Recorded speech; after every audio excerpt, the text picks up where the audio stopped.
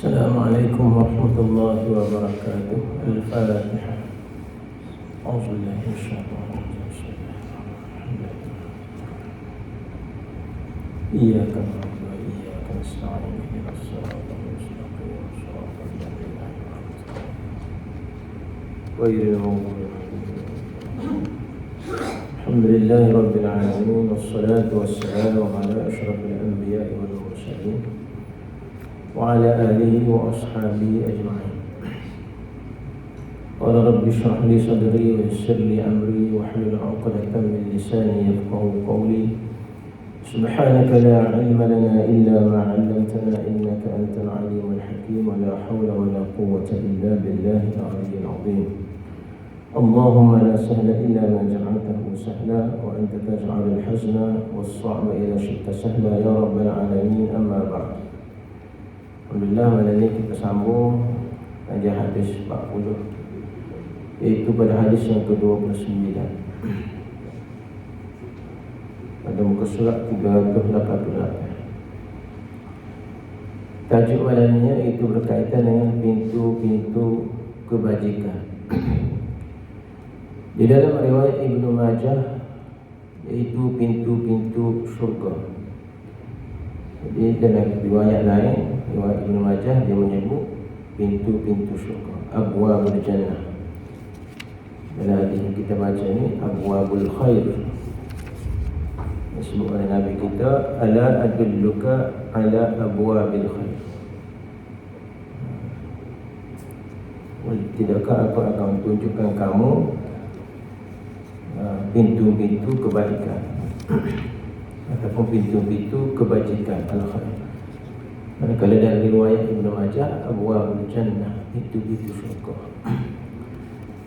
Nabi SAW telah menunjukkan kepada Muaz radhiyallahu anhu tentang pelaksanaan amalan sunat selepas pelaksanaan amalan-amalan fardu agar memperolehi kasih sayang Allah Subhanahu wa taala.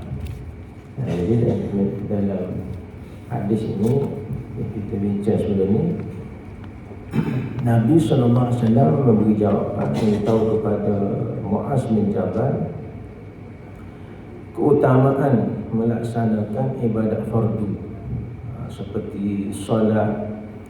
Dimulakan dengan bersyahadah dahulu, ta'budallah la tusyriku bihi syai'an, kemudian mendirikan salat, menunaikan zakat, berpuasa di bulan Ramadan dan menunaikan haji di Baitullahil Haram. Itu adalah keutamaan yang melibatkan amalan-amalan fardu. Kemudian Nabi memberi tawaran tentang pintu-pintu kebajikan, di mana ia melibatkan pelaksanaan amalan sunat.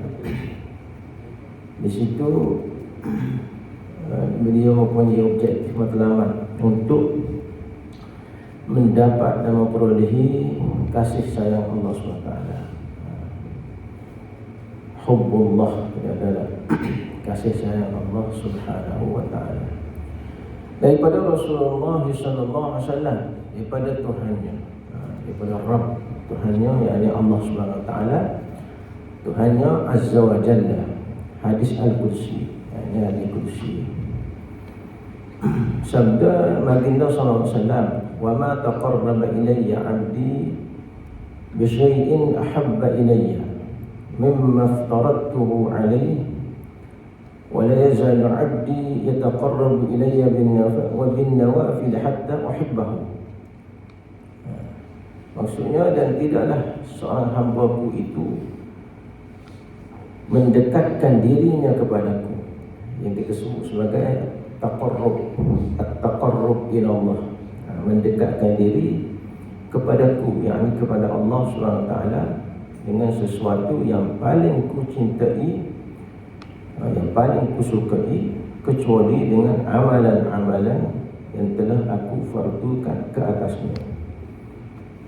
Itu yang utama, paling utama yang disebut oleh Allah SWT melalui hadis qudsi ini, itu amalan fardu dulu, untuk mendapat cinta Allah. Cinta Allah SWT.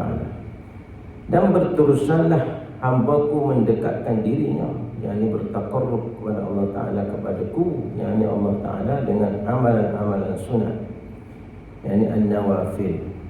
Nawafil ataupun nafilah. Nafilah yang ada nawafil, amalan-amalan sunat, sehingga aku menyintainya. Wahibbah, Allah Ta'ala menyintainya. Jadi kalau kita melihat kepada matan hadis ini, dia panjang sikit. Kalau kita rujuk dalam kitab Riyadhus Shalihin dalam muka surat 47, karangan Imam An-Nawawi rahimahullah ta'ala, dia letak hadis ni di bawah tajuk Babul Mujahadah, bab berusaha bersungguh-sungguh. Jadi ada ini duduk di bawah perbincangan Al-Mujahadah, Babul Mujahadah, berusaha bersungguh-sungguh yang mesti ada pada setiap orang beriman, setiap orang Islam.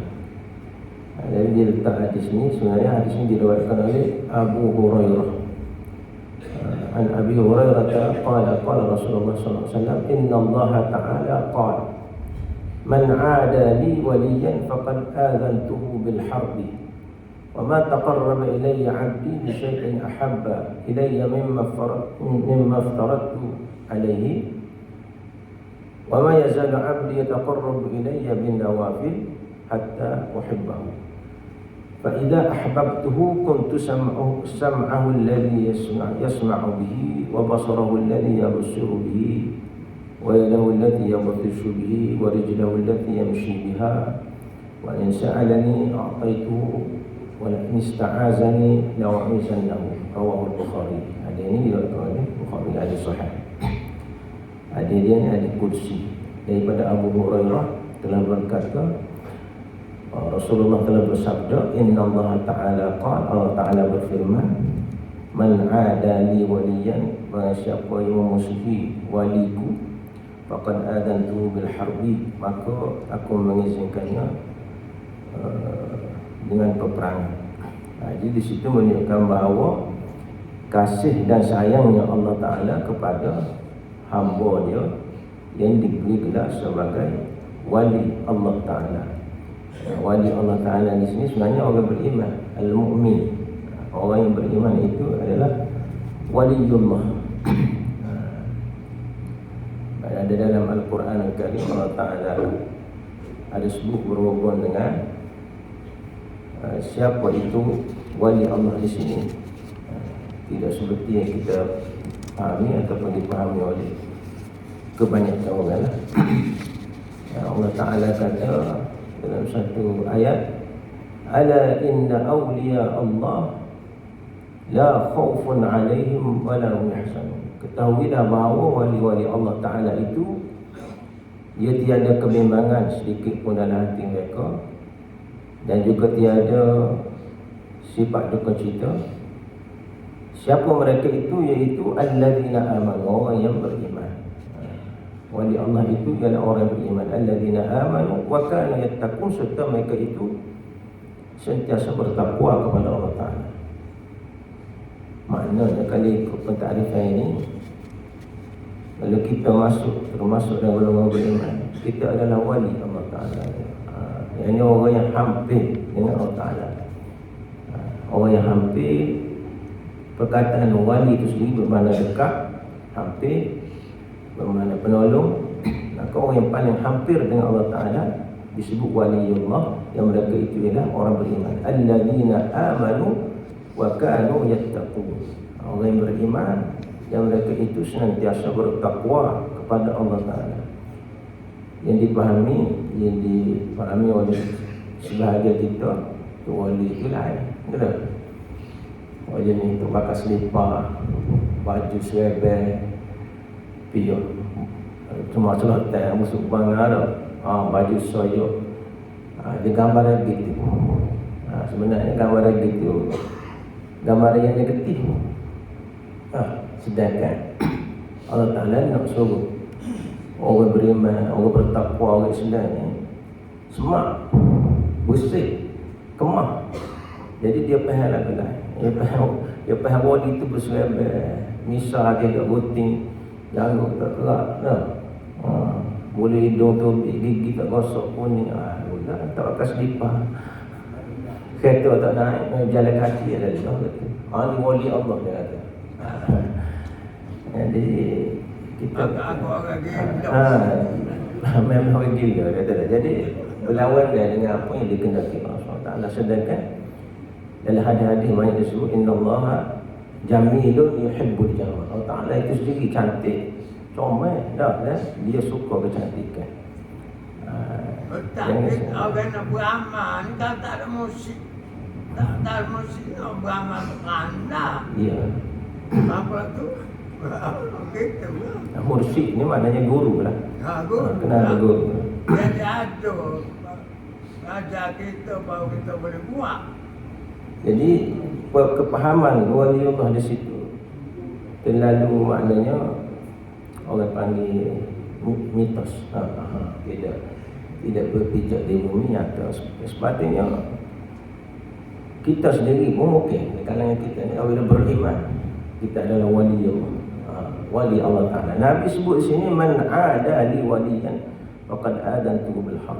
Kalau siapa memusuhi badah dengan wali aku dan orang beriman, bermusuh dengan beriman, Allah Ta'ala izin perang. Maha tu. Jadi mana Allah Ta'ala begitu sekali saya dan cinta orang yang beriman, wali dia. Maka kita sama sekali dalam untuk bermusuh sama-sama kita orang beriman. Allah Ta'ala marah pada di sini, sangat-sangat marah. Lalu Allah Ta'ala beritahu dalam hadis lepas tu, wa ma taqarraba ilayya 'abdi. Hadis yang kita baca dalam kitab ni, kita petik daripada Riyadhus Shalihin. Hadis yang penuh, matan yang penuh tu. Maknanya, dan tidaklah seseorang hamba-Ku itu ma taqarraba, yang mendekatkan diri kepadaku bisyai'in, dengan sesuatu ahabba ilayya, yang paling aku suka, yang paling aku cinta, kecuali dengan amalan yang telah difardukan Allah Ta'ala. Di sini ulama hurai bahawa di sinilah satu bentuk mujahadah, kesungguhan menghampiri Allah Ta'ala. Itu berarti mesti ada usaha, mesti ada pergerakan, mesti ada kesungguhan. Dan kalau tidak ada kesungguhan, bagaimana kita nak mendirikan sesuatu amalan itu? Bersungguh-sungguh, maknanya mujahadah itu bersungguh-sungguh, dengan usaha yang bersungguh-sungguh untuk mendapat redha Allah Ta'ala. Itu maknanya untuk mendapat keampunan Allah Ta'ala, untuk mendapat balasan syurga Allah Ta'ala, untuk memperoleh pahala. Maka apakah yang perlu kita mujahadah bersungguh itu? Pada perkara fardu. Maftaradtu alaihi, maknanya nak mendirikan benda fardu yang difardukan Allah SWT, sama ada solat, puasa, zakat, haji, kena bersungguh-sungguh. Kena ada mujahadah untuk mendapat tempat tadi, iaitu orang yang dicintai oleh Allah SWT. Kena bersungguh. Bersungguh dengan pakaian kepiyuhnya, pakaiannya, persiapan kita, supaya kita bersungguh nak buat kerja lain, nak buat pekerjaan lain sesama kita, untuk diri kita. Macam mana kita bersungguh dengan makan, minum, semua sekali, persiapan kita. Begitu juga bila kita nak melakukan amal yang difardukan oleh Allah SWT di sini. Mujahadah. Baik, Allah Ta'ala kata dalam ayat Quran, dia kata walladzina jahadu fina lanahdiyannahum subulana. Dan orang yang berusaha bersungguh-sungguh kerana memenuhi tuntutan agama Allah Ta'ala itu, pada perkara yang diizinkan Allah SWT itu, lanahdiyannahum subulana, sesungguhnya Allah Ta'ala akan memimpin mereka ke jalan kami, yakni jalan Allah Ta'ala. Dan yang itu Allah Ta'ala ketulung. Jadi selagi dengan hadisnya lah, ma taqarraba ilayya 'abdi bi syai'in ahabba ilayya mimma faradtu alaihi wa ma yazalu 'abdi Ataupun wala yazalu abdi, dalam hadis yang lain sebut wa ma yazalu abdi, serupa juga. Di sini wala yazalu, dia guna dengan ma di sini. Dalam riwayat lain dengan la, sama, sentiasa. La yazalu dengan ma yazalu memberi maksud sentiasa, berterusan, maknanya sama-sama. Abdi, hambaku, yataqarrabu ilayya, mendekatkan diri kepadaku bin nawafil, dengan perkara-perkara amal-amal sunnah, hatta uhibbahu, sehingga aku minta ini. Itu dia panggil kamalul hubbi. Tadi kita telah mendapat kecintaan Allah Ta'ala pada melaksanakan amalan fardu. Kemudian untuk mendapat kesempurnaan cinta Allah Ta'ala tadi, kena tambah pula dengan nawafil. Yang utama tadi yang fardu, yang fardu. Yang kedua yang disebut oleh Allah Ta'ala di sini, wala yazalu abdi yataqarrabu ilayya bin nawafil hatta uhibbahu, ini adalah pelengkap kesempurnaan kamalul hubb, mendapat kesempurnaan cinta Allah Ta'ala. Sebab setengah orang itu dia silap faham, dia mengutamakan yang sunnah. Dia tengok hadis ni, dia tengok untuk mendapat cinta Allah Ta'ala itu, mendekatkan diri kepada Allah Ta'ala dengan perkara ataupun amalan-amalan sunnah, dia pun mengutamakan amalan sunnah lebih daripada amalan fardu. Mari jemaah di masjid datang lagi.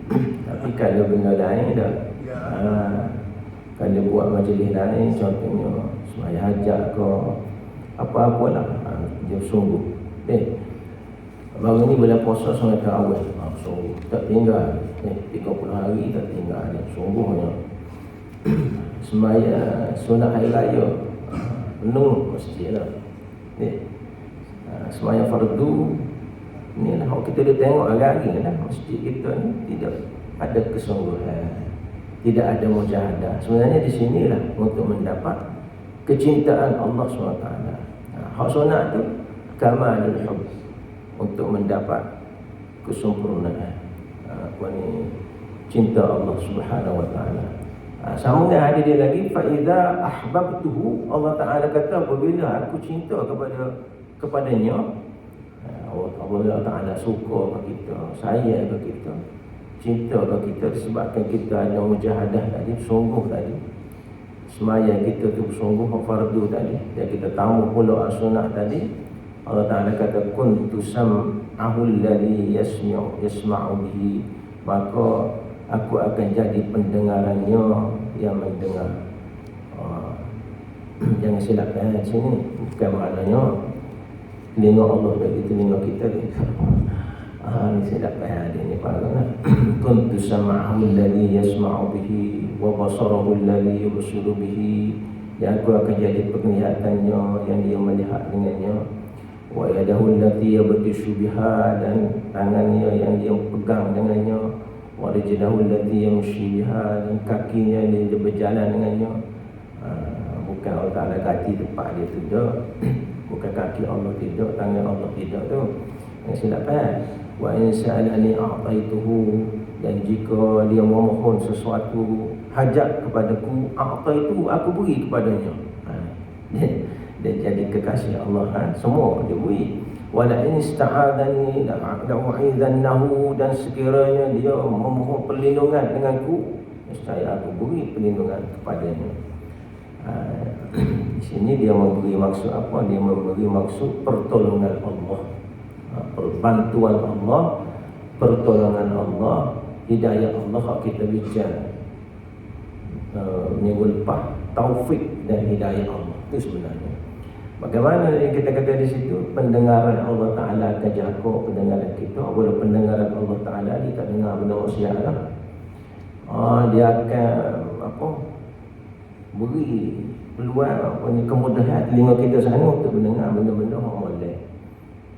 Salah satu benda yang molek kan mendengar kuliah, tazkirah, mendengar ayat Quran. Dan itu maknanya Allah Ta'ala bersama dengan telinga kita. Dia tak boleh masuk benda-benda maksiat, benda-benda muka, benda-benda jahat.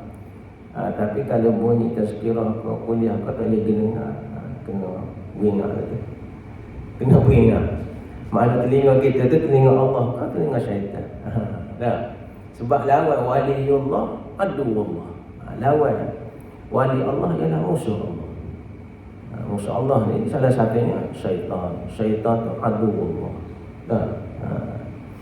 Sebab itu kalau kita tidak jadi waliullah, kita jadi wali syaitan. Itu biasa dia. Bila kita jadi wali syaitan, maka pendengaran kita adalah pendengaran syaitan. Penglihatan kita penglihatan syaitan. Kaki kita adalah kaki syaitan. Syaitan yang memberi menunjukkan kita ke arah itu. Jadi di situ yang memberi makna kepada kita bahawa Allah Ta'ala akan membantu, memberi pertolongan dan mempermudahkan semua gerak kerja kita, anggota kita kepada mentaati Allah Subhanahu Wa Ta'ala. Maknanya bukan benda yang jadi secara automatik, tidak. Dia adalah hidayatullah, hidayah Allah Ta'ala, pertolongan Allah Ta'ala. Bila kita ada mujahadah tadi, syarat dia. Bila kita ada kesungguhan tadi, sengoti tadi. Sampai ke hujan lebat-lebat ni, mari juga mesti. Hujan buruk mari. Pada baik dia orang sejuk ni. Tak baik dia sendiri. Ni mari basah ni, mari. Allah Ta'ala tengok ni lah. Bukan orang ni lah. Bukan teriman ni lah. Allah Ta'ala. Kalau tunggu teriman ni lah, berat lah. Allah Ta'ala yang ni lah kita. Bila kita ikhlas bermujahadah pada perkara yang diperintahkan oleh Allah SWT. Jadi itu maksudnya di sini lah. Jadi dalam hadis yang lain dalam kitab Riyadhus Shalihin ini dia sebut bahawa apabila seseorang hamba iza taqarraba al-'abdu ilayya shibran taqarrabtu ilayhi zira'an, apabila seseorang hamba itu mendekatkan diri kepada Allah Ta'ala sejengkal, Allah Ta'ala mendekatkan diri kepada kita sehasta. Wa iza taqarraba ilayya zira'an taqarrabtu minhu ba'an aw wiratan, seseorang hamba itu mendekatkan diri sehasta, Allah Ta'ala mendekatkan diri sedepuk. Wa iza atani yamshi, apabila dia mari kepadaku berjalan kaki, ataitu harwalatan, dia datang kepadaku secara berlari. Nak beritahu di sini bahawa Allah Ta'ala mendahului kita dalam segala kebaikan. Tak ada kita minta lagi dia wida. Tak ada kita minta. Tak ada kita nak kebaikan, Allah Ta'ala mendahului kita. Gitu. Apabila kita bersungguh-sungguh mendekatkan diri kepada Allah SWT, taqarrub ila Allah. Habis itu pintu kebaikan sana. Jadi kena ada mujahadatun nafs, kesungguhan kita pertama-tamanya melawan hawa nafsu dan diri kita untuk mendekatkan diri kepada Allah Ta'ala. Dan Al-Quran Allah Ta'ala sebut fafirru ila Allah, berlari-larilah kepada Allah Ta'ala. Berlari di situ maksudnya kita lari daripada melakukan apa yang dilarang Allah Ta'ala, maksiat, menuju kepada keredaan Allah Subhanahu Wa Ta'ala. Khususnya puasa adalah perisai. Di dalam hadis ini disebut, kita rujuk pada matan, disebut ala adilluka ala abwabil khair, disebut mula-mula as-sawmu junnah. Lepas kita dah bincang apa makna junnah tadi. Junnah, jannah, jinnah ada makna yang berbeza. Junnah maknanya perisai. Junnah ni orang masuk dalam medan perang dia pakai topi ni, topi tu besi semua, atas hidung dia tak ada besi, semua lima apa dada pakai baju besi lah. Nabi kita ada baju besi dia pakai, dan lepas Uhud dia pernah diketuk dengan apa ni, pedang ni atas kepala dia, berdarah apa ni muka Nabi kita SAW. Sebab dia pakai baju besi. Nabi kita sendiri pakai baju besi walaupun dia Nabi. Itu usaha lah, usaha kita, ikhtiar kita, tawakal kita kepada Allah SWT. Jadi puasa itu perisai. Mana besar apa ni peranan puasa itu sendiri, keistimewaan puasa itu sendiri. Maksud di sini ialah puasa sunat. Dalam hadis ni yang bahagian kedua ni puasa sunat, bukannya puasa Ramadan. Justru puasa Ramadan itu telah terlebih dahulu disebut oleh Rasulullah SAW dalam bahagian pertama hadis ini. Dalam hadis mula-mula tu bahagian atas tu Nabi kita sebut dah. Dia sebut wa tasumu Ramadan. Itu puasa fardu. Qasam jannah yang disebutkan oleh Nabi kita di bahagian pintu-pintu kebaikan ini ialah berkaitan dengan puasa sunat.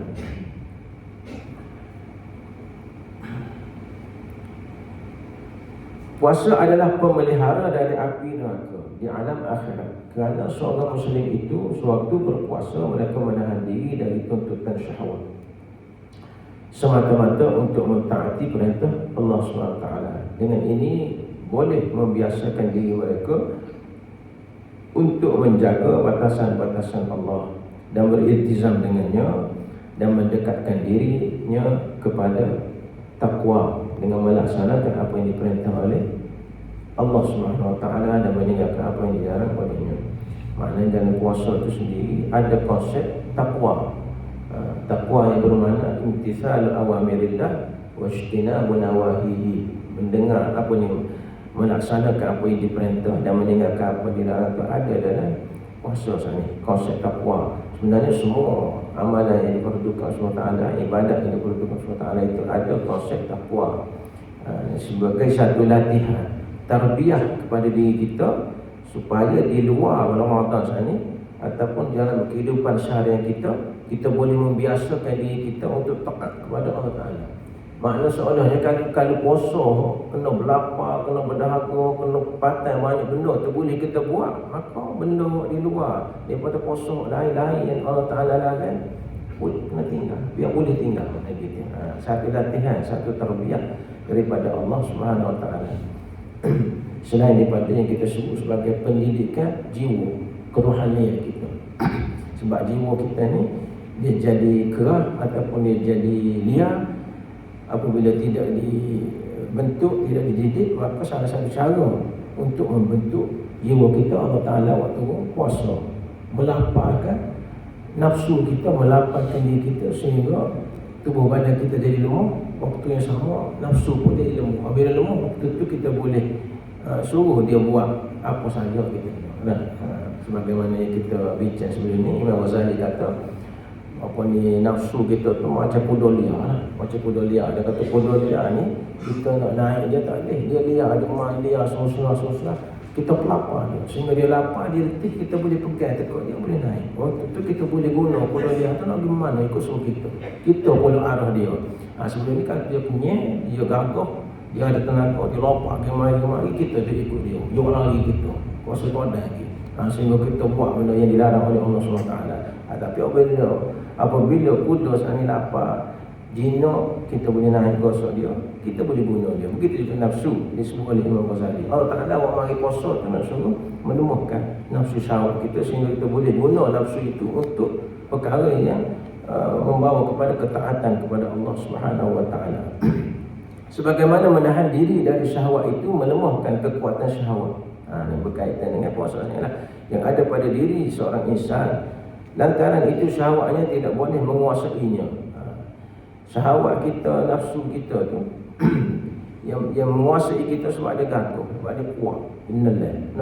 Maka kita jadi halang dengan dia. Dengan puasa itu jadilah diri mereka seorang yang bertakwa, bersih, suci dari dosa-dosa. Jadi puasa sunat ni banyaklah. Puasa Lail Syawal, puasa hari Arafah, kita nak mari boleh haji ni, musim haji ni, puasa hari Arafah, puasa Isnin Khamis, puasa sehari buka sehari, puasa Nabi Daud. Ada satu lagi puasa sehari buka 2 hari, ada juga yang diajar oleh Nabi kita SAW. Puasa sunat sehari puasa buka 2 hari. Mana hari ni puasa 2 hari, kita puasa 4 puasa. Adalah macam-macam lah. Puasa Yaumul Bid lah, 13, 14, 15 bulan. Puasa Ashhurul Hurum, bulan-bulan haram. Puasa Sya'ban, puasa Rejab, macam-macam ni. Ini antara puasa-puasa sunat yang boleh kita buat. Banyak di situ ni. An-Nawafil, untuk mendapat kamalul hub, kesempurnaan kecintaan Allah Subhanahu Wa Ta'ala. Kemudian seterusnya sedekah, memadamkan kesalahan, yakni dosa-dosa. Yang dimaksudkan dengan sedekah di sini ialah selain daripada zakat. Dia tidak termasuk zakat lah. Disebut di sini Was-sadaqatu tutfi'ul khati'ata kama yutfi'ul ma' an-nar. Dan sedekah yang memadamkan kesalahan, kesilapan ataupun dosa sebagaimana air yang memadamkan api. Justru zakat itu telah disebutkan terlebih dahulu oleh Rasulullah sallallahu alaihi wasallam. Sebenarnya Nabi sebut dah. Waktu zakat Nabi sebut apa yang wajib, yang fardu. Di dalam bahagian hadis yang pertama, di dalam bahagian pertama hadis ini, adapun dosa-dosa yang dipadamkan oleh sedekah sehingga tidak berbekas kesan-kesannya ialah dosa-dosa kecil yang berkaitan dengan hak-hak Allah. Dosa kecil, dosa mata, dosa telinga dan sebagainya. Justru dosa-dosa besar tidak akan dihapuskan melainkan dengan taubat. Dosa besar dengan bertaubat, dosa zina, dosa mencuri, mengumpat. Manakala dosa-dosa yang berkaitan dengan hak sesama manusia pula tidak akan dihapuskan kecuali dengan keredaan mereka. Kena minta izin, minta maaf daripada Tuhan dia. Dikhususkan sedekah dengan kelebihan ini memandangkan kesan-kesan sedekah itu terkena pada diri orang lain. Sebab dia kita kata boleh orang lain boleh merasai daripada sedekah kita sendirilah. Telah diriwayatkan oleh At-Tirmizi dan Ibn Hibban di dalam kitab sahihnya daripada Anas radhiyallahu anhu daripada Rasulullah sallallahu alaihi wasallam yang telah bersabda, "Innas sadaqata la tutfi'u ghadabar rabbi wa tadfa'u maitatas su'i." Maksudnya sesungguhnya sedekah itu memadamkan kemurkaan Tuhan Rabb dan menolak kematian dalam keadaan buruk, yakni su'ul khatimah. Ia ada asbab husnul khatimah. Kita banyak bersedekah, sedekah dengan secara ikhlas. Ini maksudnya sunnah, sedekah sunnah di rumah, hari Jumaat ke, di masjid ke, di mana ke lah. Di rumah walaupun RM1, RM2, RM3, tapi kalau kita ikhlas kepada Allah SWT saat ini, maka dia akan memadamkan api kemarahan Allah SWT. Dan juga asbab kepada husnul khatimah. Dengan pemadaman dan penghapusan dosa-dosa ini akan membesarkan harapan dan menyinari hati dan membersihkan amalan-amalan. Maka jadilah sedekah itu sebagai suatu pintu yang besar bagi amalan-amalan saleh yang lain. Dia boleh mendidik jiwa kita, tarbiyatun nafs, mendidik jiwa kita yang kedeku, yang bakhi, upik kata dah. Bila kita bersedekah, kita telah mendidik jiwa kita jadi seorang yang pemurah, murah hati, dermawan, suka menolong orang dan sebagainya. Itu hasil daripada pendidikan sedekah sana. Diajarin Nabi kita SAW. Dan disebabkan itulah maka doa-doa orang yang mendapat sedekah kita sana, orang berdoa, orang ke doa molek-molek kita. Kalau orang minta sedekah tu pun, kalau kita beri RM1 pun dia doa, "Oh ya Allah, tolonglah banyak murah rezeki selalu," dia doa tu. Kita tengok wajib kan dia minta rumah sikit RM1, kalau kita pun beri RM1. Oh, doa selalu lah katanya. Ni, kita fahami. Mudah-mudahan doa dia tu Allah terima. Kemudian salat malam. Salat malam yang disebut oleh Nabi SAW. Ini adalah salat sunat, yakni tatawwu'. Salat malam yang dimaksud di sini adalah salat sunat tatawwu'. Pada waktu malam selepas terjaga dari tidur. Ayat-ayat Al-Quran dan hadis-hadis Rasulullah SAW saling membantu dalam menjelaskan kelebihan yang besar bagi salat di waktu malam. Justru itu Rasulullah SAW bersaksi dengan ayat tatajafa junubuhum 'anil madaji', maknanya lambung mereka jauh dari tempat tidurnya. Surah Sajdah ayat 16. Dalam surah Sajdah Allah Taala sebut lambung-lambung mereka, yakni orang yang beriman ini, orang yang bertakwa, jauh tempat tidur. Maknanya dia bangun solat malam. Dalam suasana orang lain sudah tidur, lambung mereka duduk tempat tidur atas katil, dia merenggangkan lambung dia daripada tempat tidur dia dengan tujuan untuk mengabdikan diri kepada Allah Subhanahu Wa Taala. Sebagaimana Nabi kita, amalan Nabi kita sallallahu alaihi wasallam sendiri yang dia bangun solat malam, solat tahajud lah. Solat malam ni banyak boleh buat solat tahajud, solat witir, solat tasbih, solat taubah, waktu malam macam boleh buat. Sehingga Aisyah pun pelik tanya Nabi kita SAW, apa yang ni siapa bangun semayang malam apa ni bekok kaki-kaki tumit wahai Rasulullah, bukan mu ni Allah Ta'ala ampun dosa lepas akan datang semua Allah Ta'ala ampun lah kedai wahai Rasulullah.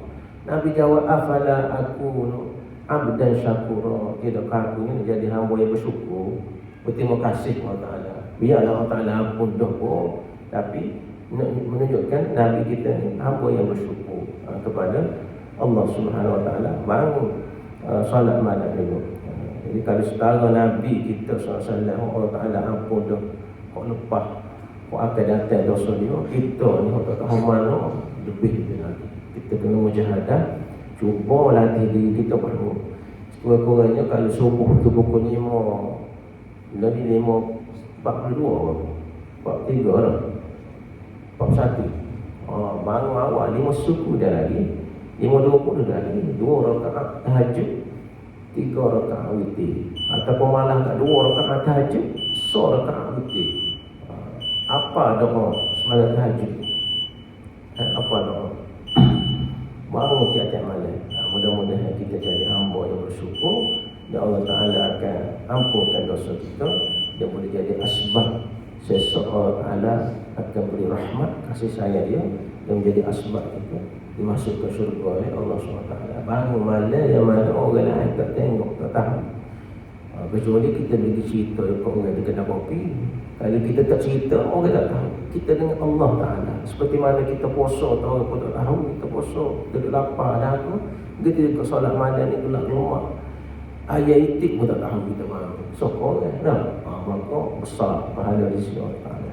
Jadi kita berhenti situ dulu, insyaAllah kita akan sambung bincang kita berhubung dengan perkara khususnya salat malam. Allahu'a'lam bishawab. A'udzubillahi minasyaitonirrajim. Bismillahirrahmanirrahim. Alhamdulillahirabbil alamin, wassalatu wassalamu ala asyrafil anbiya'i wal mursalin wa ala alihi wa sahbihi ajma'in. Allahumma ij'al jam'ana hadha jam'an marhuma wa tafarruqana min ba'dihi tafarruqan ma'suma wa la taj'al Allahumma fina wa la ma'ana wa la man yatba'una shaqiyya wa la madruda wa la mahrum ya rabbal alamin. Allahumma zidna 'ilma warzuqna fahma. Sallallahu ala sayyidina Muhammad wa ala alihi wa sahbihi wasallam. Walhamdulillahi rabbil alamin. Taqabbal